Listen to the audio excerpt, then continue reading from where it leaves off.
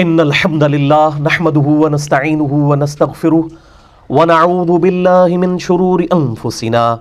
ومن سیئات اعمالنا من يهده الله فلا مضل له ومن يضلل فلا هادي له واشهد ان لا اله الا الله وحده لا شريك له واشهد ان محمدا عبده ورسوله اما بعد فان خير الحديث كتاب الله وخير الهدي هدي محمد صلى الله عليه وآله وسلم وشر الأمور محدثاتها وكل محدثة بدعة وكل بدعة ضلالة وكل ضلالة في النار. أعوذ بالله السميع العليم من الشيطان الرجيم من همزه ونفخه ونفثه. بسم الله الرحمن الرحيم. رب اشرح لي صدري ويسر لي أمري واحلل عقدة من لساني يفقهوا قولي. بسم الله الرحمن الرحيم. ان اللہ وملائکتہ یصلون علی النبی یا ایہا الذین آمنوا صلوا علیہ وسلموا تسلیما. اللہم صل علی محمد وعلی آل محمد کما صلیت علی ابراہیم وعلی آل ابراہیم انک حمید مجید. اللہم بارک علی محمد وعلی آل محمد کما بارکت علی ابراہیم وعلی آل ابراہیم انک حمید مجید. اللهم ربنا آتنا في الدنيا حسنة وفي الآخرة حسنة وقنا عذاب النار. ربنا آتنا من لدنك رحمة وهيئ لنا من أمرنا رشدا. لا إله إلا أنت سبحانك إني كنت من الظالمين. حسبنا الله ونعم الوكيل ولا حول ولا قوة إلا بالله العلي العظيم. يا حي يا قيوم برحمتك أستغيث. الحمدللہ آج 3 دسمبر 2017 کو اتوار کے دن قرآن کلاس نمبر 274 میں ہم انشاءاللہ تعالی سورۃ الاحزاب کی آیت نمبر 28 سے آنورڈ سٹارٹ کریں گے. آج انشاءاللہ پارہ نمبر 21 بھی مکمل ہو جائے گا اور پارہ نمبر 22 میں بھی انشاءاللہ تعالی پہلے 2 رکوع انشاءاللہ ہم کور کر لیں گے انشاءاللہ. میرے بھائیو، اب یہ جو سورۃ الاحزاب کی آیات آ رہی ہیں 28 سے لے کے آنورڈ آیت نمبر 34 تک، ان میں کئی ایک اہم ٹاپکس ڈسکس ہونے جا رہے ہیں، اور خصوصاً یہ جو سورۃ الاحزاب کی آیت نمبر 28 اور 29 ہے، اس میں ایک بڑا آپ صلی اللہ علیہ وآلہ وسلم کی زندگی کا ایک دکھ بھرا جو ہے واقعہ ڈسکس ہونے جا رہا ہے. اور یہ دکھ آپ صلی اللہ علیہ وآلہ وسلم کو آپ کی بیویوں کی وجہ سے پہنچا، اور اس میں بھی خصوصاً سیدہ عائشہ اور سیدہ حفصہ رضی اللہ تعالی عنہما وعلیہم السلام. آپ صلی اللہ علیہ وآلہ وسلم کی ان 2 بیویوں کی وجہ سے بالخصوص اور باقی ازواج مطہرات کی وجہ سے بالعموم آپ صلی اللہ علیہ وآلہ وسلم کو سخت دلی صدمہ پہنچا. اس کو واقعہ ایلا بھی کہا جاتا ہے. آپ صلی اللہ علیہ وآلہ وسلم اپنی بیویوں سے 1 مہینہ تک ناراض رہے، کسی بیوی کے ساتھ گفتگو نہیں کی، کسی کو اپنے قریب نہیں کیا، اور حتیٰ کہ یہ آیات سورۃ الاحزاب کی نازل ہوئی جن میں اسپیسیفکلی اللہ تعالیٰ نے نبی صلی اللہ علیہ وآلہ وسلم کی بیویوں کو جو امت کی مائیں ہیں بڑے سخت انداز میں ڈانٹا کہ ہمارے محبوب صلی اللہ علیہ وآلہ وسلم کے ساتھ اس طریقے سے مس بہیو مت کرو. آپ صلی اللہ علیہ وآلہ وسلم کو اس نظر سے مت دیکھو کہ وہ تمہارے شوہر ہیں، بلکہ وہ اللہ کے محبوب صلی اللہ علیہ وآلہ وسلم ہیں. اور ظاہر ہے کہ آپ صلی اللہ علیہ وآلہ وسلم نے پوری امت کے لیے رول ماڈل بننا تھا، تو آپ صلی اللہ علیہ وآلہ وسلم بھی انہی تکلیف سے گزارے گئے جو عموماً عام لوگ بھی جن تکلیف سے گزرتے ہیں. تبھی تو آپ صلی اللہ علیہ وآلہ وسلم اپنی امت کے لیے رول ماڈل ہیں. تو آپ صلی اللہ علیہ وآلہ وسلم کو بھی اپنی بیویوں کی وجہ سے، ان کی زبان کی وجہ سے تکلیف اٹھانی پڑی. اور اسی کانٹیکسٹ میں آپ کو یاد ہوگا کہ میں نے مسئلہ نمبر 105 بھی ریکارڈ کروایا تھا آج سے تقریباً 3 سال قبل، جنید جمشید پر گستاخی کے الزام کا تحقیقی جائزہ، جس میں نے یہ بات بتائی تھی کہ جنید جمشید صاحب نے جو الفاظ استعمال کیے ان الفاظ کی انٹینسٹی کے اوپر تو گفتگو کی جا سکتی ہے، لیکن فی نفسہ ہی جو ان کا وہ ٹاپک تھا، وہ ٹاپک اس سے بھی زیادہ شد و مد کے ساتھ قرآن حکیم میں سورۃ الاحزاب اور سورۃ التحریم، سورۃ الاحزاب پارہ نمبر 21 میں آیت نمبر 28، اور اس کے ساتھ ہی سورۃ التحریم پارہ نمبر 28 کی جو آخری سورت ہے اس کی پہلی 5 آیات کے اندر پورے پیشن کے ساتھ وہ واقعہ ڈسکس ہوا ہے۔ آپ صلی اللہ علیہ وآلہ وسلم کو جو اپنی بیویوں کی وجہ سے تکلیف اٹھانی پڑی، لہٰذا ان چیزوں کی ڈسکشن نہ تو امہات المومنین کی شان میں کوئی گستاخی ہے، اس کی وجہ یہ ہے کہ وہ ڈسکشن بیسیکلی آپ صلی اللہ علیہ وآلہ وسلم کے دفاع میں ہے، اور جب بات آپ صلی اللہ علیہ وآلہ وسلم کی دفاع کی ہوگی تو پھر ان کے مقابلے پر کسی کو بھی نہیں دیکھا جائے گا کہ اس کا کتنا مرتبہ ہے، کیونکہ آپ صلی اللہ علیہ وآلہ وسلم کی مبارک ذات اتنی ڈومیننٹ ہے کہ ان کے مقابلے پر چاہے آپ کا کوئی قریبی رشتہ دار ہی کیوں نہ ہو وہ بھی انڈر ڈسکشن لایا جائے گا۔ اور یہ سورۃ الاحزاب آپ دیکھیں گے کہ آپ صلی اللہ علیہ وآلہ وسلم کی آئلی زندگی کے ساتھ ڈیل کرتی ہے، اس میں حجاب کے احکامات بھی آئے ہیں، پھر نبی صلی اللہ علیہ وآلہ وسلم کی بیویوں کو خطاب کیا گیا ہے کہ تم جب آپ صلی اللہ علیہ وآلہ وسلم گھر میں موجود نہیں ہوتے اور آپ کی غیر موجودگی میں کوئی ملنے کے لیے آ جائے تو پردے کے پیچھے سے بھی بات کرو، تو لجاجت کے انداز میں نہیں ہونی چاہیے کہ کسی کے دل کے اندر روگ ہے تو وہ کوئی برا خیال تمہارے بارے میں لائے، اور تم نے امت کے لیے رول ماڈل بننا ہے، اور اگر تم نے بھی کوئی بے حیائی کی تو ہم تمہیں دگنا عذاب دیں گے۔ اتنی سخت آیات سورۃ الاحزاب میں یہ آیت نمبر 28 سے لے کر 34 تک گزرتی ہیں، اور پھر سورۃ التحریم میں پہلی 5 آیات اسی کے کانٹیکسٹ میں ہیں۔ تو اس واقعہ ایلا جسے ہم کہتے ہیں، ایلا کہتے ہیں یعنی علیحدگی اختیار کر لینا، تو آپ صلی اللہ علیہ وآلہ وسلم نے اپنی بیویوں سے 1 مہینے تک کے لیے علیحدگی اختیار کر لی،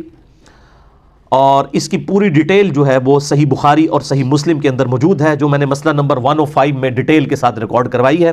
آج بھی میں انشاءاللہ اس کو ڈسکس کروں گا۔ صحیح بخاری میں انٹرنیشنل نمبر کے مطابق 2468 نمبر حدیث ہے، اور صحیح بخاری میں ہی ایک اور طریق ہے 5191، اور صحیح مسلم میں تو کنٹینیوس 7 طرق آئے ہیں واقعہ ایلا سے ریلیٹڈ۔ انٹرنیشنل نمبر کے مطابق صحیح مسلم میں 3690 سے لے کر 3696 تک، جس میں یہ ڈیٹیل کے ساتھ واقعہ ایلا کا ذکر آیا کہ آپ صلی اللہ علیہ وآلہ وسلم نے یہ اللہ کی قسم اٹھا لی کہ میں 1 مہینے تک اپنی بیویوں کے ساتھ کلام نہیں کروں گا، ان کے قریب بھی نہیں جاؤں گا ان کے ایٹیچیوڈ کی وجہ سے، حتیٰ کہ اللہ نے اپنے محبوب صلی اللہ علیہ وآلہ وسلم کی اس چیز کو انڈورس فرمایا، اور آپ صلی اللہ علیہ وآلہ وسلم پر یہ سورۃ الاحزاب کی آیات نازل فرما کے آپ صلی اللہ علیہ وآلہ وسلم کی بیویوں کو بڑے سخت انداز میں تنبیہ فرمائی کہ آئندہ سے ہمارے محبوب صلی اللہ علیہ وآلہ وسلم کے ساتھ اپنی زبان جو ہے یہ سنبھال کر گفتگو کرنی ہے، اور اس میں بھی خصوصاً آپ صلی اللہ علیہ وآلہ وسلم کی چونکہ فقر کی زندگی تھی تو اس حوالے سے وہ نان و نفقہ زیادہ ڈیمانڈ کرتی تھیں، جو بخاری اور مسلم میں آتا ہے انہیں احادیث کے اندر، آپ خود کھول کے پڑھ سکتے ہیں۔ اسلام 360 جو ہے اینڈرائڈ ایپ ہے اس کو بھی آپ دیکھ لیں، اس میں آپ کو انہی نمبرنگ کے اوپر یہ حدیث مل جائیں گی۔ اس کے علاوہ PDF بھی ہماری ویب سائٹ ahlsunnatpak.com پہ رکھے ہیں، صحیح بخاری 2468 اور 5191، اور صحیح مسلم میں 3690 سے لے کر 3696 تک انٹرنیشنل نمبر کے مطابق۔ تو آپ صلی اللہ علیہ وآلہ وسلم کی دلجوئی اللہ تعالیٰ نے فرمائی، اور امہات المومنین سے کہا کہ ہمارے نبی صلی اللہ علیہ وآلہ وسلم کے ساتھ اسی طریقے سے تمہیں فقر کے ساتھ اسی غربت کی حالت میں زندگی گزارنی ہوگی، آپ سے ایکسٹرا آرڈنری کوئی ڈیمانڈ نہیں کرنی ہوگی۔ اور یہ نہ سمجھیے گا کہ وہ ایکسٹرا آرڈنری ڈیمانڈ ان کی کوئی بہت زیادہ تھی، یعنی صحیح بخاری اور صحیح مسلم کی متفق علیہ حدیث ہے کہ اما عائشہ رضی اللہ تعالیٰ عنہ کہتی ہیں کہ نبی صلی اللہ علیہ وآلہ وسلم کی وفات تک ہماری یہ حالت تھی کہ بعض اوقات 1 مہینہ، بعض اوقات 2 مہینہ، بعض اوقات 3 مہینے تک ہمارے گھر میں چولہا نہیں جلتا تھا، 2 کالی چیزوں پر گزارا ہوتا تھا، کھجور اور پانی، اور وہ بھی یہ نہ سمجھے کہ کوئی ٹنوں کے حساب سے کھجوریں تھیں، 2 کھجوریں اور 1 میٹھا پانی کا پیالہ صبح کے وقت، اور 2 کھجوریں اور 1 میٹھا پانی کا پیالہ، جو اس وقت ایک ایشو تھا ریگستانی علاقے میں میٹھا پانی کا حصول، تو اس میں تھوڑی سی اضافے کی ڈیمانڈ کی گئی جو دنیاوی اعتبار سے تو بالکل جینون تھی، لیکن چونکہ انہوں نے امت کے لیے رول ماڈل بننا تھا، اس لیے اللہ تعالیٰ نے اپنے محبوب صلی اللہ علیہ وآلہ وسلم کے ذریعے ان کو اس حوالے سے تنبیہ کی کہ بھئی اس طریقے سے نہیں معاملہ چلے گا۔ صحیح بخاری اور صحیح مسلم کی متفق علیہ حدیث ہے، آپ صلی اللہ علیہ وآلہ وسلم یہ دعا فرمایا کرتے تھے، اے اللہ محمد اور آل محمد صلی اللہ علیہ وآلہ وسلم کو بس اتنا ہی رزق دینا کہ ان کی روح اور جسم کا رشتہ برقرار رہے، سبسسٹنس لیول کے اوپر رزق چاہیے، اس سے زیادہ نہیں چاہیے۔ اس حوالے سے بے شمار احادیث ہیں بخاری اور مسلم میں رکت انگیز، اسے کتاب الرقاق کہا جاتا ہے. صحیح بخاری میں کتاب الرقاق چیپٹر ہے, صحیح مسلم میں کتاب الزہد چیپٹر ہے, اور یہ کمبائنڈ فارم میں آپ کو مشکات المصابیح کی 3 جلد کے اندر کتاب الرقاق نام کا جو چیپٹر ہے, دل میں رقت اور سوز و گداز پیدا کرنے والی احادیث, اس میں آپ کو یہ ساری کمبائنڈ فارم میں بخاری, مسلم, ابو داؤد, ترمذی, نسائی, ابن ماجہ کی احادیث مل جائیں گی. اور میں نے اس پہ ایک ڈیٹیل لیکچر بھی ریکارڈ کروا دیا ہے. مسئلہ نمبر 51 ہماری ویب سائٹ اہلسنتپاک.com پہ دنیا پرستی کی مذمت, دنیا کی محبت کی مذمت, حرام خوری کی مذمت, دنیا پرستی کی محبت کی مذمت اور اس کا علاج, جس میں میں نے 11 آیات کراس ریفرنس کے طور پر قرآن حکیم سے اور 17 صحیح الاسناد احادیث صحیح بخاری اور صحیح مسلم سے پرٹیکولرلی اسی ٹاپک کے اوپر ڈسکس کی ہیں. آج میں ان کو ریپیٹ نہیں کرتا ورنہ 1-1.5 گھنٹہ تو انہی احادیث اور آیات کے اوپر لگ جائے. آج ہم چونکہ واقعہ ایلا کو ڈسکس کرنے جا رہے ہیں, تو وہ واقعہ ایلا جو ہے صحیح بخاری 2468 اور 5191 اور صحیح مسلم 3690 سے لے کر 3696 تک ڈیٹیلڈ واقعہ سیدنا عبداللہ ابن عباس رضی اللہ تعالی عنہما روایت کرتے ہیں. میں وہ حدیث آپ کو یعنی فی البدی سنا دیتا ہوں کہ سیدنا عبداللہ ابن عباس رضی اللہ تعالی عنہما کہتے ہیں کہ میرے دل میں بڑے عرصے سے یہ خواہش تھی کہ قرآن حکیم میں نبی صلی اللہ علیہ وآلہ وسلم کی وہ کون سی 2 بیویاں ہیں جن کو اللہ تعالیٰ نے اتنے سخت الفاظ کے اندر خطاب فرمایا, اور وہ سورہ التحریم کے اندر موجود ہے. سورہ التحریم پارہ نمبر 28 میں آیت نمبر 4, اعوذ باللہ من الشیطان الرجیم, ان تتوبا الی اللہ فقد صغت قلوبکما, اگر تم اللہ کی طرف رجوع لاؤ تو بے شک تمہارے دل جو ہیں وہ ٹیڑے ہو چکے ہوئے ہیں, راہ راست سے ہٹ چکے ہوئے ہیں. یعنی تم دونوں, اور یہ یعنی 2 کا صیغہ عربی میں استعمال ہوا ہے, جمع کا صیغہ استعمال ہوا, یعنی تم دونوں بیویوں کے دل ٹیڑے ہو چکے ہیں نبی صلی اللہ علیہ وآلہ وسلم کے ساتھ مس بیہیو کرنے کی وجہ سے, اللہ کی طرف توبہ لاؤ. اب یہ بڑے سخت الفاظ تھے, ظاہر ہے کہ ایک امہات المومنین کا معاملہ ہے, تو ابن عباس رضی اللہ تعالی عنہما کے الفاظ ہیں. یہ بڑی ڈیٹیل حدیث ہے, 4-5 صفحوں کی حدیث ہے بخاری اور مسلم میں, جس کا میں نے نمبر بتایا. وہ کہتے ہیں کہ میں بڑا جو ہے وہ ریلیکٹنٹ تھا کہ میں سیدنا عمر فاروق رضی اللہ تعالی عنہما جو امیر المومنین تھے, میں ان سے یہ ڈسکس کروں یہ آخر کون سی 2 بیویاں ہیں جن کے بارے میں اتنے سخت الفاظ آئے کہ تمہارے دل ٹیڑے ہو چکے ہیں, رائے راست سے ہٹ چکے ہیں, ایک طرف جھک چکے ہیں. تو میں آپ رضی اللہ تعالیٰ عنہ سے ان بیویوں کے بارے میں پوچھوں. تو وہ کہتے ہیں کہ ایک دفعہ حج کے موقع پر ہم راستے میں سفر میں تھے, تو میں نے سیدنا عمر فاروق رضی اللہ تعالیٰ عنہ وعلیہ السلام کو وضو کروایا, اور وہ رفع حاجت کے لیے پہلے چلے گئے, ان کے لیے میں پانی لے کر کھڑا ہوا, تو انہوں نے استنجا کیا, اس کے بعد وضو کیا, اور میں نے اس وقت ذرا ان کی یعنی ایک فرینڈلی ماحول دیکھتے ہوئے میں نے امیر المومنین سے عرض کی کہ یا امیر المومنین, میرے دل میں بڑے عرصے سے خواہش ہے کہ میں آپ رضی اللہ تعالیٰ عنہ سے نبی صلی اللہ علیہ وآلہ وسلم کی ان 2 بیویوں کے بارے میں پوچھوں کہ وہ کون سی 2 بیویاں ہیں جن کے بارے میں اتنے سخت الفاظ قرآن حکیم کے اندر آئے. سورہ التحریم کی آیت نمبر 4 میں بھی اور سورۃ الاحزاب میں آیت نمبر 28 کے اندر, وہ ہم بعد میں آیات پڑھیں گے تو آپ کو اندازہ ہوگا کہ کتنے سخت الفاظ اللہ تعالیٰ نے جو ہے اس حوالے سے نازل فرمائے. تو سیدنا عمر فاروق رضی اللہ تعالیٰ عنہ نے کوئی اس میں لحاظ, کوئی گستاخی نہیں سمجھی, انہوں نے سیدھا کہا کہ عائشہ اور حفصہ رضی اللہ تعالیٰ عنہما, ان میں سے حالانکہ ایک ان کی بیٹی بھی تھی, ایک سیدنا ابوبکر صدیق کی بیٹی سیدہ عائشہ بنت ابی بکر, اور دوسری طرف سیدہ حفصہ بنت عمر رضی اللہ تعالی عنہم اجمعین وعلیہم السلام اجمعین. اور پھر کہتے ہیں میں نے کہا امیر المومنین میں تو بڑا ڈر رہا تھا آپ سے پوچھتے ہوئے, تو انہوں نے کہا کہ دین کا مسئلہ پوچھنے میں کوئی شرم و حیا نہیں کرنی چاہیے, ڈرنے والا کون سا معاملہ تھا تو مجھ سے پہلے پوچھ لیتے, اس میں شرم و حیا نہیں کرنی چاہیے, دین کا جو معاملہ ہے اس کو ڈسکس کرنا چاہیے. اب ظاہر سیدنا عمر کے زمانے میں تو یہ بیماریاں نہیں تھیں نا جو آج کل ہیں, کہ آپ کوئی قرآن کی آیت حدیث ڈسکس کر لیتے ہیں, کبھی کہتے ہیں وہ نبی کی گستاخی ہوگی, کبھی کہتے ہیں کسی بزرگ کی گستاخی ہوگی, کبھی کہتے ہیں کسی صحابی کی گستاخی ہوگی, کبھی کہتے ہیں نبی صلی اللہ علیہ وآلہ وسلم کی کسی بیوی کی گستاخی ہوگی. اس طرح کی یعنی جو بیماریاں جو آج ہمارے اس معاشرے میں پروان چڑھ چکی ہیں اس زمانے میں تو موجود نہیں تھیں. تو پھر سیدنا عمر فاروق رضی اللہ تعالیٰ عنہ سے انہوں نے عرض کیا کہ مجھے یہ ڈیٹیل واقعہ بتائیں, بخاری و مسلم کی اسی حدیث میں آتا ہے. تو سیدنا عمر نے کہا کہ میں تمہیں سناتا ہوں کہ جب ہم ہجرت کر کے مدینہ شریف آئے تو ہمیں ایک خاص ایکسپیرینس کرنا پڑا. جب تک ہم مکے میں آباد تھے تو ہماری بیویاں ہمارے بڑے کنٹرول میں رہتی تھی, اور اسلام آنے سے پہلے تو عورتوں کو ایز سچ کوئی مقام حاصل نہیں تھا. اس وجہ سے کبھی کسی عورت کی جرت نہیں ہوتی تھی کہ وہ اپنے خاوند کے ساتھ کسی معاملے میں زبان درازی کرے. لیکن جب اسلام آیا اور قرآن حکیم میں عورتوں کے حقوق نازل ہوئے تو ان حقوق نازل ہونے کی وجہ سے ظاہر ہے ایک بندہ ایک اس باؤنڈری کے اندر رہے پھر تو بات ٹھیک ہے، لیکن اسی کی پلی لیتے ہوئے سیدنا عمر کہتے ہیں کہ ہماری عورتیں جو ہے نا وہ ہم پہ شیر ہونا شروع ہو گئی. مطلب یہ ہوتا ہے، یہ نیچرل چیز ہے کہ جب آپ کسی کو اتھارٹی دیتے ہیں، یعنی ماں باپ ہیں وہ اپنے بچوں کی داڑیاں منڈوانے کے لیے مس یوز کرتے ہیں اپنی اس رسپیکٹ کو، اور کہتے ہیں جی دیکھو جی ماں باپ کا تو حکم ہے، اور میں تو حکم دینا کہ داڑھی منڈا. تو وہ ماں باپ کے ادب کو مس یوز کیا جا رہا ہوتا ہے. حالانکہ بخاری و مسلم کی متفق علیہ حدیث ہے مولا علی رضی اللہ تعالیٰ عنہ علیہ السلام سے کہ جو اطاعت ہے ماں باپ کی وہ یا کسی بھی مخلوق میں سے کسی بھی شخص کی، وہ اللہ تعالیٰ کی حدود کے اندر ہے. جہاں پر وہ اللہ تعالیٰ کے ساتھ معصیت والا معاملہ آئے گا پھر کسی کی کوئی اطاعت نہیں ہے. وہ کلیئر کٹ ہے،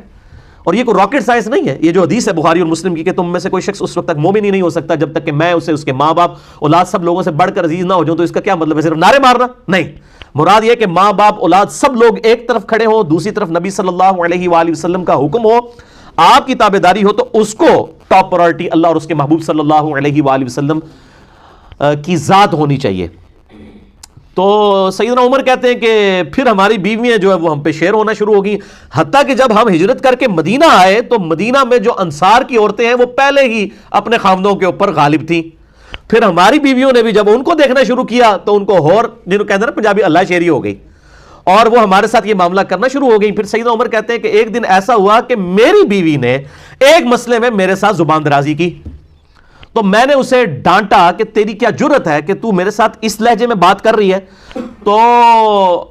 سیدنا عمر کی بیوی نے آگے سے کہا کہ اے عمر، جا کے تم اپنی بیٹی کی خبر لو حفصہ کی، جو رسول اللہ کے ساتھ اس سے بھی زیادہ سخت زبان میں بات کرتی ہے، اور نبی صلی اللہ علیہ وآلہ وسلم پورا دن غضبناک رہتے ہیں اور ناراض رہتے ہیں تمہاری بیٹی سے، جو اس طریقے سے گفتگو کرتی ہے رسول اللہ کے ساتھ صلی اللہ علیہ وآلہ وسلم. اب سیدنا عمر وہ میٹھے میٹھے مسلمان تو نہیں تھے نا،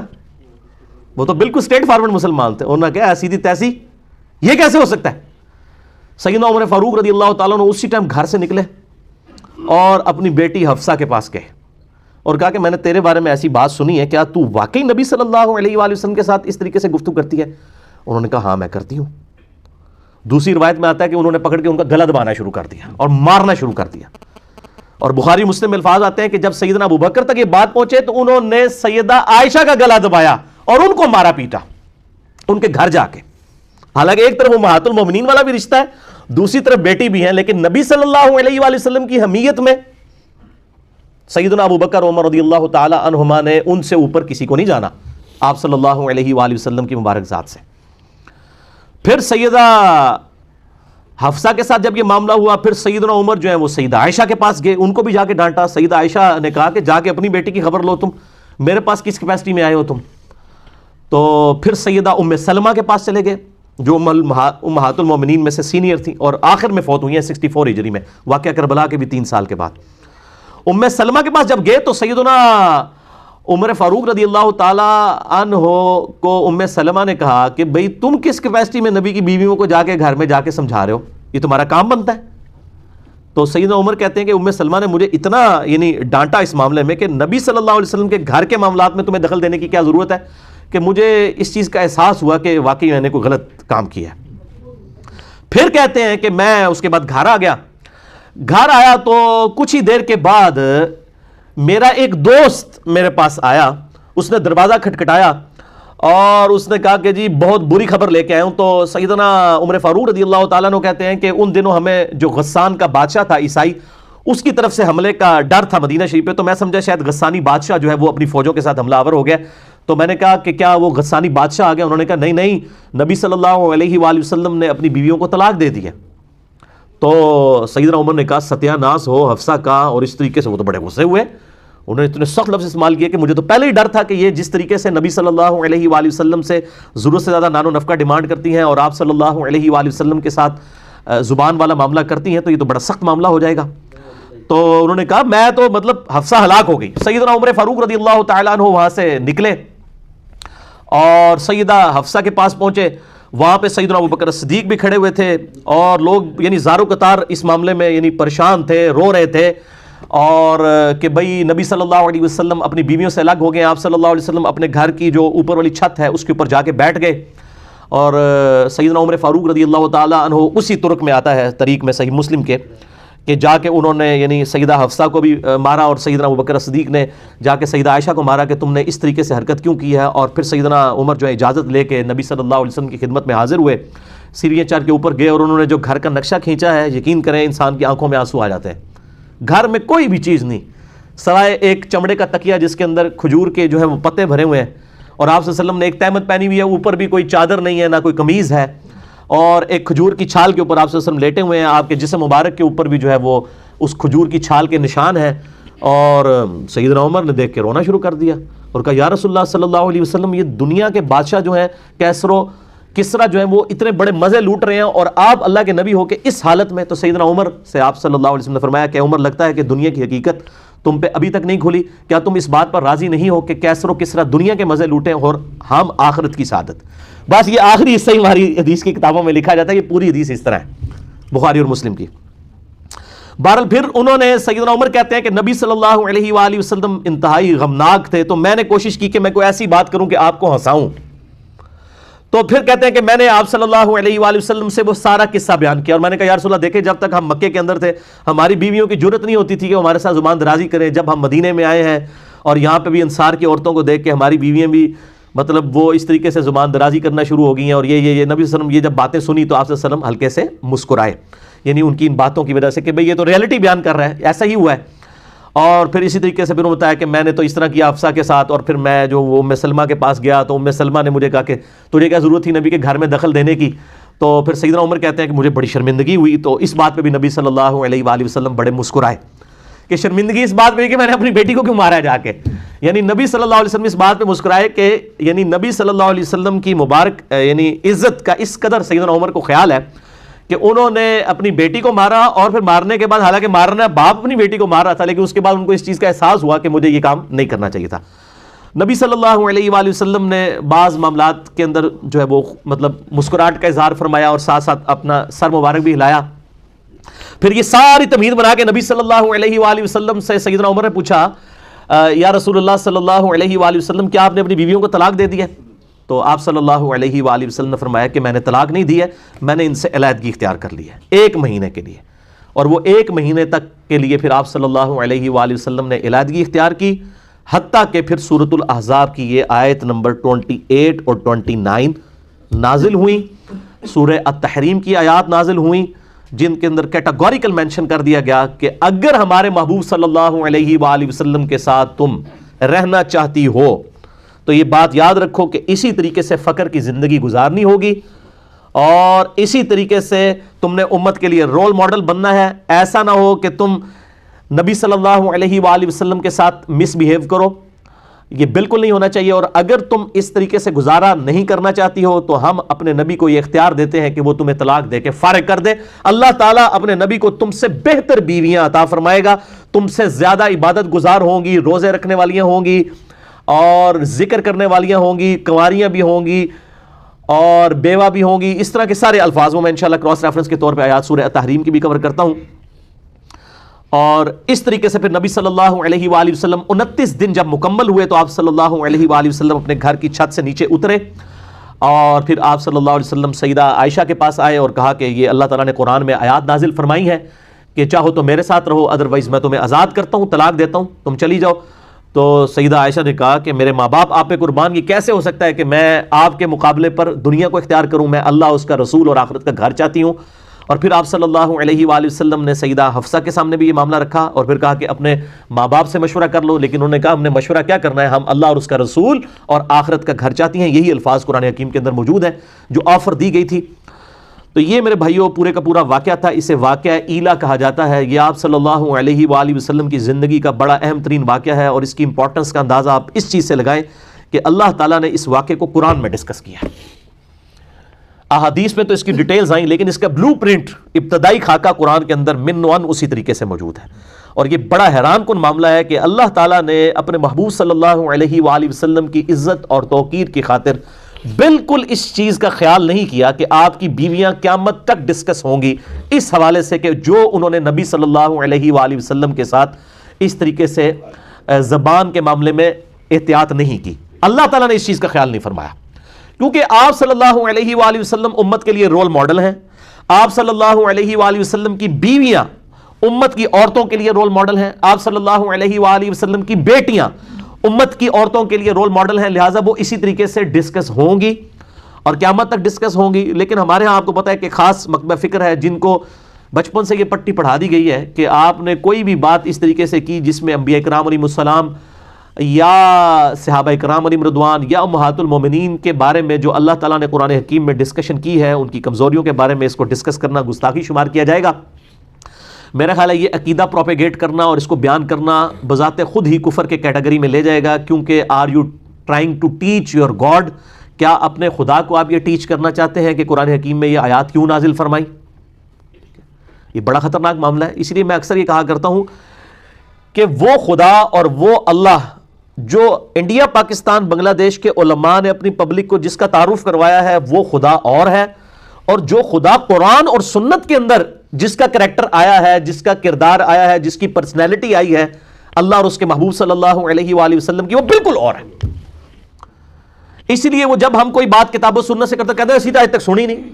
حالانکہ ان کو پوچھیں کہ آپ نے کتنی ماشاءاللہ پی ایچ ڈی کی ڈگری کر لی ہے قرآن و سنت میں، آپ کیا آپ کے باؤ اجداد نے بھی ایک دفعہ قرآن پاک ہی پورا ترجمے سے نہیں پڑھا ہوا، تو آپ اتنا بڑا کلیم کر رہے ہیں کہ ہم نے تو آج تک یہ بات سنی نہیں ہے۔ بھائی آپ نے نہیں سنی تو آپ اللہ کا شکر ادا کریں کہ یہ قرآن پاک میں لکھی ہے۔ اگر آپ بریلوی ہیں تو امام رضا بریلوی صاحب کا ترجمہ پڑھ لیں، اگر دیوبندی ہیں تو اشرف علی تھانوی صاحب کا ترجمہ پڑھ لیں، اگر آپ اہل حدیث ہیں تو آپ جونا گڑھی صاحب کا ترجمہ پڑھ لیں، اگر آپ اہل تشیع ہیں تو سید فرمان علی شاہ صاحب کا ترجمہ پڑھ لیں، آپ کسی بھی مکتبہ فکر سے، اگر آپ کچھ بھی نہیں ہے سمپل سادے مسلمان ہیں تو آپ فتح محمد جلندری صاحب کا اور مولانا مودودی صاحب کا ترجمہ پڑھ لیں تو آپ کو پتہ چل جائے گا اس میں تو کوئی تحریف والا معاملہ ہی نہیں ہوا۔ اچھا، ان آیات کے کانٹیکسٹ میں نے جو بخاری مسلم کی احادیث کے حوالے سے ڈسکشن کی ہے تو اس سے بھی یہ بڑی بات پتہ چلی کہ قرآن حکیم کی جو آیات ہیں بعض اوقات ان کی تفصیلات کے لیے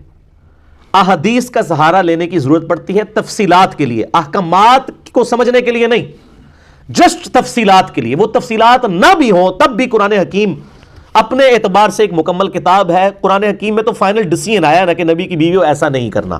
وہ کیا واقعہ ہوا تھا وہ قرآن پاک نے ضروری نہیں سمجھا ڈسکس کرنا، اور اس کے ڈسکس کرنے یا نہ کرنے سے اینڈ ریزلٹ میں کوئی فرق نہیں پڑا۔ اکثر یہ لوگوں کو بیماری ہو، اس شان نزول لبو جی کیا تھا جی، شان نزول لبو، وہ شان نزول جو بھی ہو اینڈ ریزلٹ وہی ہے۔ ٹریفک سگنل کے لیے گرین کے اوپر چلنا اور ریڈ کے اوپر رکنا کیوں رکھا گیا؟ اس کا شان نزول کیا تھا ٹریفک قوانین بنانے والوں کے لیے؟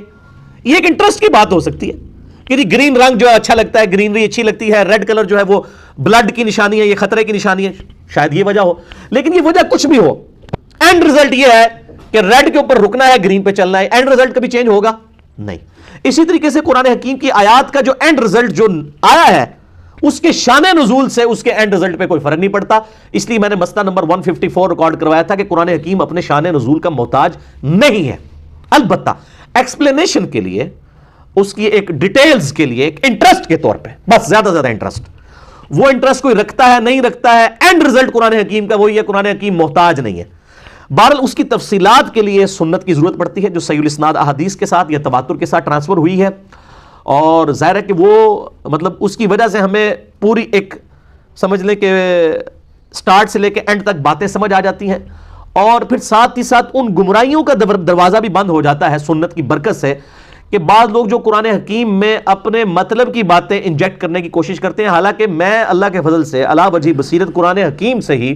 ان ساری باتوں کا دفاع کر سکتا ہوں جو قرآن حکیم کے ساتھ اس قسم کا کھلواڑ کرنے والے لوگ اس وقت معاشرے کے اندر موجود ہیں، جس میں top of the list personality Ghulam Pervez صاحب کی تھی، اور آج کل بھی ایک وہ کراچی کے اندر ایک اسکالر ہیں شیخ محمد صاحب، ان کی کافی مجھے ان کے حوالے سے بھی ای میلز لوگوں نے بھیجی ہیں کہ انہوں نے اس طرح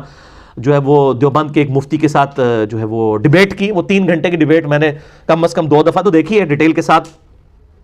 مفتی عبد الباقی صاحب بنوریا ٹاؤن والے۔ مجھ سے لوگ پوچھتے ہیں کہ جی آپ بتائیں آپ کا کیا اوپینین ہے؟ بھائی میں تو ایک 1 9 ایجنڈا پیش کرتا ہوں، میرے نزدیک دونوں ہی غلط ٹریک کے اوپر ہیں، جو ڈیفینڈ کر رہے ہیں وہ بھی ٹریک سے ہٹے ہوئے ہیں، جو اپنا مقدمہ پیش کر رہے ہیں وہ بھی ٹریک سے ہٹے ہوئے ہیں۔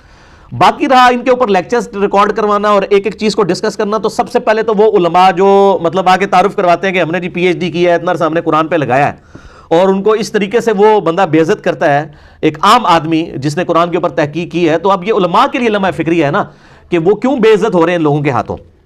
تو یہ علماء خود جواب دیں نا۔ تو ہارڈلی اس کے 3000 کے قریب سبسکرائبرز ہیں، اس ویڈیو کو خیر کوئی 3 لاکھ کے قریب لوگ دیکھ چکے ہیں، ادروائز تو ایز سچ یہ 92 سے لیکچرز دے رہے ہیں شیخ محمد صاحب، ایسا ان کو اس طریقے سے پذیرائی حاصل نہیں ہوئی ہے. ظاہر ہے کہ وہ ایک مین اسٹریم کی لائن سے ہٹے ہوئے ہیں. باقی جو ان کی پازیٹیو چیزیں ہیں میں اس کو انڈورس کرتا ہوں.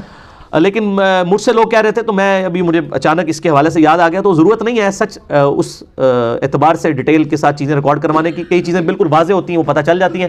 باقی انشاءاللہ تعالی ہمارے لیکچر خود بخود جواب بن جاتے ہیں چیزوں کے, کہ چیزوں کو کنٹیکسٹ کے ساتھ بسا اوقات تفصیلات کے لیے. میں بار بار کہوں گا, میں قرآن حکیم کو کسی حدیث کا محتاج نہیں سمجھتا ہوں as far as rules of قرآن حکیم آر کنسرنڈ. اور میں اس چیز کو قرآن حکیم کی جو ہے توہین سمجھتا ہوں کہ اگر کوئی شخص کہے کہ قرآن جو ہے وہ سمجھنے کے لیے احادیث کا محتاج ہے. Not at all. تفصیلات کے لیے ایک انٹرسٹ کے طور پہ ضرور ہے. باقی قرآن حکیم میں جو رولز آئے ہیں من و عن اسی طریقے سے وہ قبول کیے جائیں گے. باقی یہ کہنا قرآن حکیم میں نماز کا طریقہ نہیں آیا, تو میرے بھائی قرآن حکیم کا ٹاپک یہ نہیں ہے نا. قرآن حکیم کا ٹاپک عقائد ہے, تو اس میں ظاہر نماز کا طریقہ تو نہیں ہوگا. ہاں رکوع کا سجود کا ذکر ہے, لیکن پورے کا پورا بلو پرنٹ تو نہیں ہوگا. وہ تو نماز کا پورا طریقہ تو کسی ایک حدیث کی کتاب میں بھی نہیں آیا. ہمیں درجنوں احادیث کی کتابوں کو جمع کر کے میں نے ریسرچ پیپر نمبر 8 لکھا ہے, مکمل نماز محمدی صلی اللہ علیہ وآلہ وسلم, 140 صحیح الاسناد حدیث کی روشنی میں صرف 4 صفحوں کے اوپر میں نے ان کو سمویا ہے. تو ظاہر ہے اس میں کم از کم 10-12 اہل سنت کی مین اسٹریم کی کتابیں, بخاری, مسلم, ابو داؤد, ترمذی, نسائی, ابن ماجہ, الموطا امام مالک, المستدرک للحاکم اور مسند احمد, ان سب کو کمبائنڈ کر کے ایک پورے کا پورا ایک سٹرکچر پیش کی گئی ہے نا. تو اس اعتبار سے یہ بات نہیں کرنی چاہیے. مسئلہ نمبر 154 میرا ایک بڑا زندگی کا اہم ترین لیکچر ہے, جس میں نے بتایا کہ قرآن حکیم شان نزول کا محتاج نہیں ہے. اور باقی اسی طریقے سے بعض لوگ یہ بھی کہتے ہیں کہ جناب یہ جو آیات ہیں یہ تو کافروں کے بارے میں نازل ہوئی ہیں, ان کو مسلمانوں کے اوپر نہیں آپ تھوپ سکتے, یہ مسلمانوں کے بارے میں نازل ہوئی ہیں. یہ جو دھوکے دیے ہوئے ہیں نا, ان کا بھی میں نے پورے کا پورا رد جو ہے مسئلہ نمبر 154 میں کیا ہے. جسے شوق ہو تو وہ ضرور دیکھیں. اب یہ آپ دیکھ لیں تقریباً 35 منٹ کی مجھے صرف تمہید بنانی پڑی ہے ان آیات کو کور کرنے کے لیے. تو میں نے تو 48 نمبر آیت تک پہنچنا تھا, لیکن اب بمشکل یہی آیات ہی کور ہوں گی کراس ریفرنس کے طور پہ. جو باقی آیات ہیں وہ بھی انشاءاللہ ہم ڈسکس کریں گے. بہرحال سیدنا عمر فاروق رضی اللہ تعالیٰ عنہ نے نبی صلی اللہ علیہ وآلہ وسلم کو اس واقعے میں یہ بھی بات آتی ہے کہ تسلی دی, اور واقعہ ایلا کے موقع پر کہا یا رسول اللہ صلی اللہ علیہ وآلہ وسلم, آپ کی بیویاں اگر آپ کے خلاف یوں جتھا بنا کے اکٹھی ہو گئی ہیں تو آپ ان کو چھوڑ دیجئے, طلاق دے دیجئے. آپ کے لیے اللہ اور اس کا رسول اور اس کے فرشتے اور جبرائیل اور ابو بکر اور عمر ہی کافی ہیں. یہ سیدنا عمر کے الفاظ تھے. اور قرآن حکیم میں من و عن اسی طریقے کی آیت بھی نازل ہو گئی سورہ التحریم کے اندر. پہلے وہ آیت پڑھتے ہیں, اس کے بعد ہم سورۃ الاحزاب کی آیت نمبر 28 سے آنورڈ کور کرتے ہیں. سورہ التحریم نکال لیں, پارہ نمبر 28 کی آخری صورت ہے. آپ کا جو بلو والا قرآن حکیم ہے اس میں پیج نمبر ہے 561 آیت نمبر 4. اعوذ باللہ من الشیطان الرجیم, بسم اللہ الرحمن الرحیم. ان تتوبا الی اللہ, اگر تم دونوں نبی صلی اللہ علیہ وآلہ وسلم کی بیویاں, یہ پیچھے کانٹیکسٹ چل رہا ہے سورہ التحریم میں, وہ مسئلہ نمبر 105 آپ جنید جمشید کے دفاع پہ جو میں نے دیا تھا وہ آپ دیکھ لیں. اگر تم دونوں اللہ کی طرف توبہ لاؤ, ان تتوبا الی اللہ فقد صغت قلوبکما,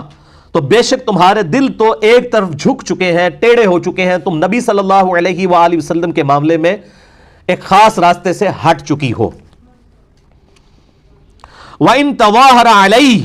اور اگر تم نے نبی صلی اللہ علیہ وآلہ وسلم کی بیویوں نے نبی صلی اللہ علیہ وآلہ وسلم کے خلاف کوئی جتھا بنا لیا, تو یاد رکھو فَإِنَّ اللَّهَ هُوَ مَوْلَاهُ, تو اللہ ہے جو نبی کا مولا ہے, دلی محبوب ہے, پشت پناہ ہے. وجبریل, اور جبریل, وصالح المؤمنین, اور نیکوکار مؤمنین, والملائکۃ بعد ذلک ظہیر, اور اس کے بعد فرشتے بھی نبی صلی اللہ علیہ وآلہ وسلم کے مددگار ہیں, پشت پناہ ہیں. یعنی یہ وہ والی مدد نہیں ہے وہ جو لے رہے ہوتے ہیں جی وہ بزرگ, اس سے وہ کہہ رہے ہیں کہ نبی صلی اللہ علیہ وسلم کے مددگار دیکھو اللہ, فرشتے جبرائیل ہیں, تو اس کا مطلب ہے کہ نبی صلی اللہ علیہ وسلم المدد یا ابو بکر, المدد یا عمر کہتے تھے, نعوذ باللہ. وہ مسئلہ نمبر 3 میرا ریکارڈڈ ہے, دعا صرف اللہ ہی سے. اس سے مراد ہے ظاہری اسباب میں اللہ تعالیٰ نے فرشتوں کو اور نبی صلی اللہ علیہ وسلم کے اصحاب کو آپ صلی اللہ علیہ وآلہ وسلم کا ساتھی بنایا ہے. اور آگے دیکھیں کتنے سخت الفاظ ہیں. عسى ربه ان طلقكن, قریب ہے کہ ہمارے محبوب صلی اللہ علیہ وآلہ وسلم اگر تمہیں طلاق دے دیں تو ان کا رب ان کو ان یبدلہ, تبدیل کر دے, تمہاری جگہ اور بیویاں دے دے, ازواجا غیر منکن, تم بیویوں کو چھوڑ کر اس کے بدلے میں اور اچھی بیویاں عنایت فرما دے, مسلمات, جو تابع فرمان ہو ہمارے نبی کی, مؤمنات, پکی مؤمنہ ہو, قانتات, تابع فرمان ہو, قناعت کرنے والی ہوں، تائباتن توبہ اور رجوع لانے والی ہوں، عابداتن عبادت گزار ہوں، صائحاتن اور روزہ رکھنے والی ہوں، ثیباتن و ابکارا بیوہ بھی ہوں، اور یعنی جو پہلے سے شادی شدہ یا طلاق یافتہ، اور کنواریاں بھی، کیونکہ اس میں اب سیدہ حفصہ جو ہیں وہ آپ سمجھ لیں کہ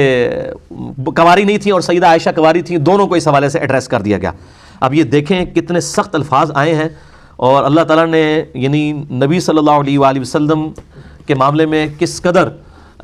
غیرت والا معاملہ، جس کو اللہ تعالیٰ نبی صلی اللہ علیہ وسلم فرماتے ہیں، بخاری مسلم کی حدیث ہے کہ اللہ تعالیٰ سب سے بڑھ کر غیرت مند ہے، اور آپ دیکھ لیں اللہ تعالیٰ نے اس معاملے میں کوئی ایسا معاملہ نہیں کیا کہ اس کو پس پش ڈال دیا جائے۔ اب وہ آپ سورۃ الاحزاب کی آیت نمبر 28 آنورڈ، اب آپ کو ان آیات کی انٹینسٹی کا سمجھ آئے گا کہ یہ بات کیا ہو رہی ہے۔ یا ایھا النبی، آئے نبی صلی اللہ علیہ وآلہ وسلم، اے خاص نبی، ان نبی کے ساتھ خاص نبی، قل لازواجک، فرما دیجئے اپنی بیویوں سے، ان کنتن تردن الحیات الدنیا، اگر تم دنیاوی زندگی کو چاہتی ہو، وزینتہا اور اس کی آرائش کو، فتعالین امتعکن وَأُسَرِّحْكُنَّ سَرَاحًا جَمِيلًا، تو آؤ میں تمہیں دنیا کا مال و متاع دے کر بڑی خوبصورتی کے ساتھ اپنے نکاح سے فارغ کر دیتا ہوں۔ کتنی سخت دھمکی ہے، اور بخاری مسلم میں الفاظ ہیں، سیدنا عمر کہتے ہیں کہ اللہ تعالیٰ نے نبی صلی اللہ علیہ وآلہ وسلم کی بیویوں کو اس معاملے میں ڈانٹ پلائی، اتنے سخت الفاظ ہیں سیدنا عمر کے، یہ میرے ذاتی الفاظ نہیں ہیں۔ اللہ اکبر۔ وَإِن كُنتُنَّ تُرِيدْنَ اللَّهَ وَرَسُولَهُ وَالدَّارَ الْآخِرَةَ، اور اگر تم خواہش مند ہو اللہ اور اس کے رسول اور آخرت کے گھر کو، یعنی اللہ اور اس کا رسول عز و جل و صلی اللہ علیہ وآلہ وسلم اور آخرت کا اگر گھر چاہتی ہو، یعنی ظاہر ہے کہ دنیا تو پھر آپ کو چوپڑیاں نالے دو تو نہیں ہوگا نا، یعنی دنیا کی قربانی تو کرنی پڑے گی۔ اگر تم اللہ اور اس کے رسول صلی اللہ علیہ وآلہ وسلم اور آخرت کے گھر کو چاہتی ہو، پھر کیا کرنا ہوگا؟ فَإِنَّ اللَّهَ أَعَدَّ لِلْمُحْسِنَاتِ مِنْكُنَّ أَجْرًا عَظِيمًا، تو یاد رکھو پھر تم نبیوں کی بیویوں میں سے جو کوئی بیویاں ایسی ہوں گی جو نیکوکار ہوں گی تو ان کے لیے بڑا اجر عظیم ہے۔ کیٹاگوریکلی سب کو نہیں کہہ دیا گیا، تم میں سے بھی جو نیکوکاری کی، یعنی تمہیں بھی وہ ٹیسٹ پاس کرنا پڑے گا۔ یہ نہیں ہے کہ نبی علیہ السلام کی نسبت کی وجہ سے تمہیں جو ہے وہ چھوٹ مل جائے گی، نہیں، بلکہ سورہ تحریم کا تو جو اینڈ ہوا ہے وہ تو بڑے سخت الفاظ میں ہوا ہے کہ ہمارے دو نیکوکار بندے سیدنا لوط اور سیدنا نوح علیہ السلام کی بیویاں دونوں کافرہ تھی، اور وہ دو نیک بندے اپنی بیویوں کو اللہ کے عذاب سے نہیں بچا سکے۔ تو بیسیکلی اس کی طرف اشارہ تھا کہ یہاں پہ بھی سیدہ عائشہ اور سیدہ حفصہ رضی اللہ تعالی عنہما وعلیہم السلام اگر یہ سمجھتی ہیں کہ نبی صلی اللہ علیہ وآلہ وسلم کے ساتھ رشتہ ان کے کچھ کام آ جائے گا اگر انہوں نے نبی صلی اللہ علیہ وآلہ وسلم کے ساتھ بفرض محال خیانت والا معاملہ کیا، تو ایسا معاملہ وہاں پہ آتا ہے کہ لوط اور نوح کے ساتھ خیانت کی انہوں نے، وہ تو کافرہ تھی نا، بے حیائی والا معاملہ تو نبی کی بیوی کے معاملے میں ہو ہی نہیں سکتا، چاہے وہ کافرہ بھی رہی ہیں بیویاں نبیوں کی، لیکن ان میں سے کوئی یعنی بے حیائی والا معاملہ کسی کے ساتھ نہیں تھا۔ اور یہاں پہ تو الحمدللہ بخاری کے اندر حدیث موجود ہے، سیدنا عمار ابن یاسر رضی اللہ تعالیٰ عنہما کو جب مولا علی رضی اللہ تعالیٰ عنہ علیہ السلام نے جنگ جمل کی تیاری کے لیے بھیجا کوفے میں، تو سیدنا حسن جو ہے وہ ممبر کے اوپر والی سیڑھی پہ تھے اور سیدنا عمار ابن یاسر نیچے تھے، اور انہوں نے کہا کہ سیدہ عائشہ بصرہ سے روانہ ہو چکی ہیں، اللہ کی قسم وہ دنیا اور آخرت میں تمہارے نبی کی بیوی ہیں، لیکن اللہ نے تمہیں آزمائش میں ڈالا ہے کہ تم اللہ کی اطاعت کرتے ہو یا عائشہ کی اطاعت کرتے ہو، کیونکہ امیر المومنین سیدنا علی کی اطاعت اللہ کی اطاعت ہے، یا ایھا الذین آمنوا اطیعوا اللہ واطیعوا الرسول واولی الامر منکم، اللہ اس کے رسول کی اطاعت کرو جو تم میں حکمران ہے، تو امیر المومنین سیدنا علی ہیں، ان کی اطاعت اللہ کی اطاعت ہے۔ عائشہ کا مرتبہ ختم نہیں ہو گیا، وہ دنیا اور آخرت میں تمہارے نبی کی بیوی ہے، لیکن اللہ تمہیں آزمائش میں ڈال رہا ہے کہ تم عائشہ کی اطاعت کرتے ہو یا اللہ کی اطاعت کرتے ہو۔ تو وہاں پر بھی حالانکہ اختلافی خطبہ ہو رہا ہے، اس میں بھی انہوں نے رسپیکٹ کا خیال رکھا کہ سیدہ عائشہ دنیا اور آخرت میں نبی صلی اللہ علیہ وآلہ وسلم کی بیوی ہیں، اور قربان جائے امام بخاری نے سیدہ عائشہ کے فضائل والے چیپٹر میں یہ حدیث لی ہے، اور آدھی حدیث نہیں لی ہے کہ عائشہ دنیا اور آخرت میں نبی کی بیوی ہیں، پورا انہوں نے لکھا کہ اللہ نے تمہیں آزمایا ہے کہ تم عائشہ کی اطاعت کرتے ہو یا اللہ کی اطاعت کرتے ہو۔ علی کے ساتھ کھڑا ہونا گویا اللہ کے ساتھ کھڑا ہونا ہے۔ تو دنیا اور آخرت میں نبی صلی اللہ علیہ وآلہ وسلم کی بیویاں ہماری مائیں، جو اسی صورت کے شروع میں بھی آ گیا تھا، النبی اولیٰ بالمؤمنین من انفسہم وازواجہ امہاتہم، نبی صلی اللہ علیہ وآلہ وسلم مومنین کی جانوں پر ان کی جانوں سے بڑھ کر حق رکھتے ہیں، اور نبی کی بیویاں امت کی مائیں ہیں، الحمدللہ۔ یا نساء النبی، اے نبی صلی اللہ علیہ وآلہ وسلم کی بیویوں، من یأتی منکن بفاحشۃ مبینہ، تم میں سے جس کسی نے بھی کھلی بےہودگی کا ارتکاب کیا، کسی بد اخلاقی کا ارتکاب کیا، یضاعف لہ العذاب ضعفین، تو اللہ تعالیٰ تمہیں دوگنا عذاب دے گا۔ یہ نہیں ہوگا کہ نبی کی نسبت کی وجہ سے کوئی ریلیکسیشن مل جائے، چونکہ تمہارا مرتبہ بہت بلند ہے، تمہارے لیے عذاب بھی ڈبل ہوگا اگر تم نے کوئی غیر اخلاقی حرکت کی۔ وَكَانَ ذَلِكَ عَلَى اللَّهِ يَسِيرًا، اور یہ اللہ کے لیے بہت آسان ہے۔ یعنی اللہ تعالیٰ کو اس چیز کی پرواہ نہیں ہے کہ تمہارا مرتبہ کیا ہے، اللہ تعالیٰ نے تو اپنی رولز اور ریگولیشن کو دیکھنا ہے اور اپنے محبوب صلی اللہ علیہ وآلہ وسلم کی عفت و عصمت کو دیکھنا ہے۔ وَمَن يَقْنُتْ مِنكُنَّ لِلَّهِ وَرَسُولِهِ، اور جو کوئی تم میں سے اللہ اور اس کے رسول کی تابع فرمان رہے گی، وَتَعْمَلْ صَالِحًا، اور نیک اعمال اختیار کرے گی، نُؤْتِهَا أَجْرَهَا مَرَّتَيْن، تو ایسی نبی کی بیویوں کو پھر اجر بھی ڈبل ملے گا۔ یعنی دوسری طرف اجر بھی ڈبل ہے رتبے کی وجہ سے، ایک طرف اگر تم نے بد اخلاقی کی تو عذاب بھی ڈبل، اجر بھی ڈبل ہے۔ وَأَعْتَدْنَا لَهَا رِزْقًا كَرِيمًا، اور ایسی نبی کی بیویوں کے لیے ہم نے عزت والی روزی تیار کر رکھی ہے۔ یا نساء نبی، اب یہ دیکھیں بار بار یعنی ڈائریکٹ خطاب، آپ ذرا دیکھیں، میں تو یہ سوچتا ہوں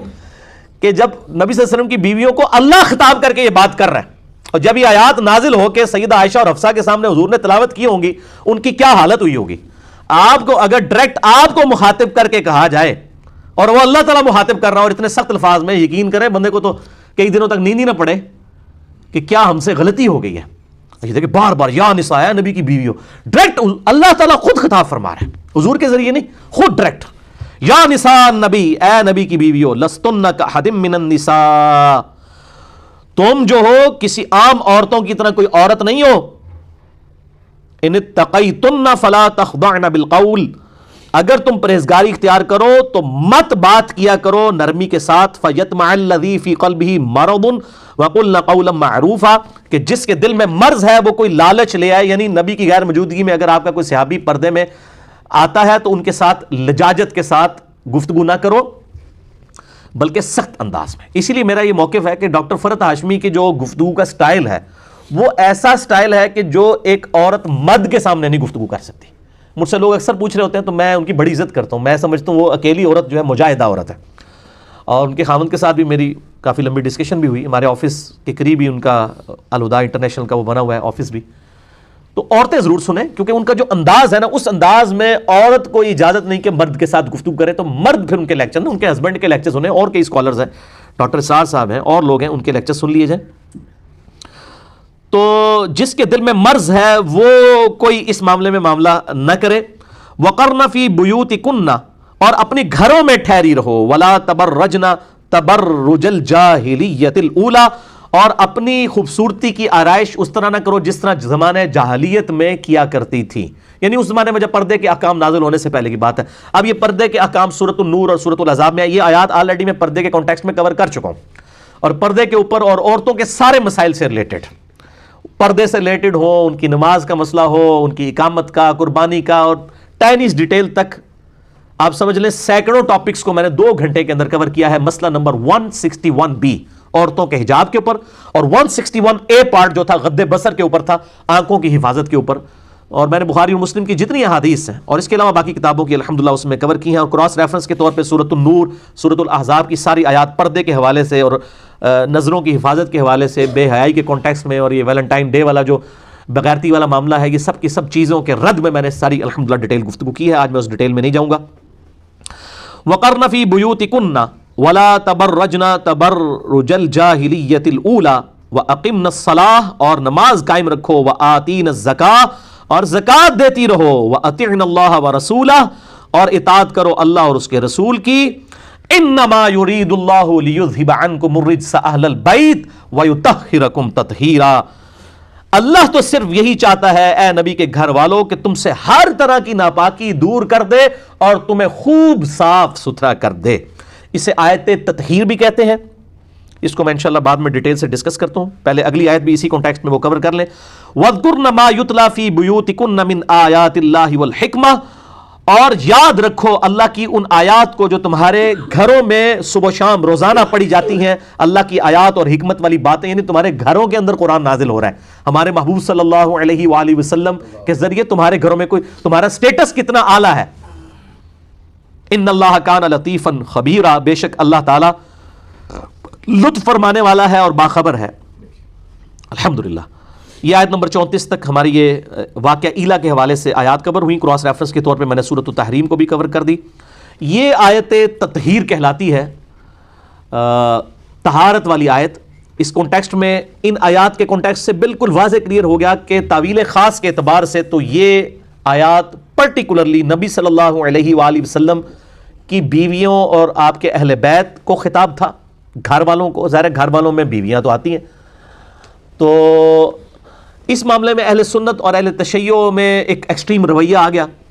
اور پچھلے دنوں میرا ایک کلپ بھی اس حوالے سے چڑھا تھا، وہ لیکچر تو میں نے 4-5 سال پہلے دیا تھا، مسئلہ نمبر 66B سیدنا حسین رضی اللہ تعالیٰ عنہ علیہ السلام کے فضائل کے اوپر۔ اسی میں سے کلپ تھا آیت تطہیر کے بارے میں سنی شیعہ اختلاف، اور ساتھ ہی ایک اور کلپ چڑھا تھا آیت مودت۔ یہ آیت تطہیر سورہ الاحزاب کی آیت نمبر 33 ہے 33، اور وہ سورہ الشورى کی آیت نمبر 23 ہے۔ یہ 33 وہ 23۔ قُلْ لَا أَسْأَلُكُمْ عَلَيْهِ أَجْرًا إِلَّا الْمَوَدَّةَ فِي الْقُرْبَى۔ ان دونوں کے حوالے سے اہل سنت اور اہل تشیع میں ایکسٹریم رویے پائے جاتے ہیں۔ دونوں کلپ آپ آیت تطہیر انجینئر محمد علی مرزا، آیت مودت انجینئر محمد علی مرزا، یہ لکھ دیں تو وہ کلپ کھل جائیں گے۔ میں آج اس ڈیٹیل میں نہیں جاتا ہوں کہ اس کی تفصیلات کیا ہیں۔ ایک 5B ریسرچ پیپر پیچھے سے مجھے پکڑا دیجیے گا۔ اس حوالے سے میرے بھائیوں، یہ تعویل خاص کے اعتبار سے تو نبی صلی اللہ علیہ وآلہ وسلم کی بیویوں کو خطاب ہے، اور پورا کانٹیکسٹ آپ دیکھ لیں، آیت نمبر 33 سے پہلے کا بھی اور بعد والا بھی پورا کانٹیکسٹ بتا رہا ہے کہ ازواج مطہرات رضی اللہ عنہم اجمعین وعلیہم السلام کو خطاب ہے۔ لیکن اللہ تعالیٰ کے محبوب صلی اللہ علیہ وآلہ وسلم نے اس حوالے سے ایکسٹینشن کے طور پر مزید 4 ہستیوں کو بھی اہل بیت میں شمار کیا ہے اور ان کے فضائل بیان کیے ہیں۔ اس کانٹیکسٹ میں اہل سنت کی مین سٹریم کی کتاب صحیح مسلم میں حدیث موجود ہے انٹرنیشنل نمبر کے مطابق 6261، اور اس کی راویہ خود اما عائشہ ہیں رضی اللہ تعالیٰ عنہا وسلام اللہ علیہا۔ وہ کہتی ہیں کہ نبی صلی اللہ علیہ وآلہ وسلم اپنے گھر سے ایک دن اس حال میں برآمد ہوئے کہ آپ نے کالے رنگ کی چادر اوڑھی ہوئی تھی، جس پہ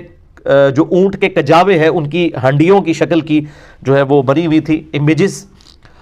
اور اتنے میں سیدنا حسن آئے تو نبی صلی اللہ علیہ وآلہ وسلم نے ان کو اپنی چادر کے نیچے لیا، پھر سیدنا حسین آئے ان کو بھی لیا، پھر سیدہ فاطمہ آئی، اور پھر سیدنا علی آئے رضی اللہ عنہم اجمعین وعلیہم السلام۔ ان چاروں کو اپنے ساتھ چادر کے نیچے لیا، اور پھر آپ نے یہی آیت تلاوت کی، انما یرید اللہ لیذھب عنکم الرجس اہل البیت ویطہرکم تطہیرا۔ اے نبی کے گھر والو، اللہ تعالیٰ تو چاہتا ہے تم سے ہر طرح کی ناپاکی دور کر دے اور تمہیں خوب صاف ستھرا کر دے۔